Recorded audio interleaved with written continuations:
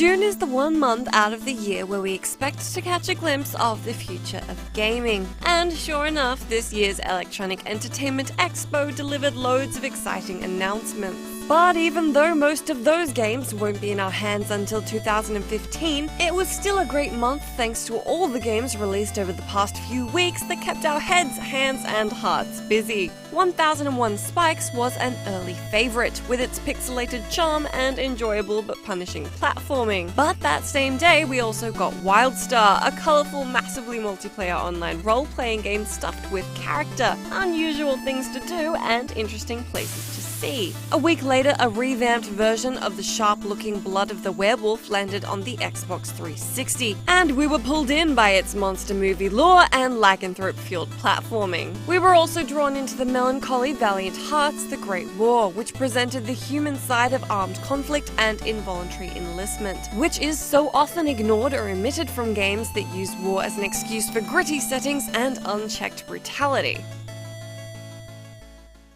As deserving of recognition as those games are, it was Yacht Club Games' Shovel Knight that ultimately won us over and secured the award for Game of the Month in June. Shovel Knight is a smart and refined platformer that evokes the spirit of some of the best NES games of the late 80s and early 90s, including the likes of Mega Man, Castlevania, and DuckTales. But this heavy dose of nostalgia is just the icing on the cake. Shovel Knight stands tall on its own merits.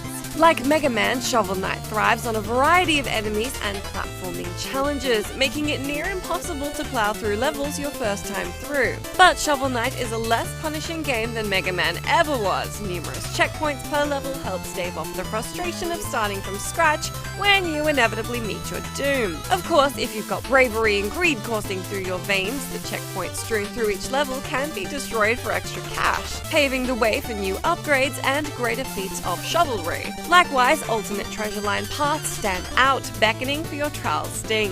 Visually, Shovel Knight is a feast for the eyes. Yes, it's lo-fi with an 8-bit lean and the music is suitably chippy, but you could also characterize it as a game filled with delightful art and a catchy, fast-paced soundtrack. It may be easy to point to the old-school qualities that can be found in every element of Shovel Knight and call it a nostalgia grab, but that top-level analysis ignores the fact that even though it borrows from the past, it does many of the things it seemingly emulates better than the source material ever did, despite what our memories of the past would like us to think.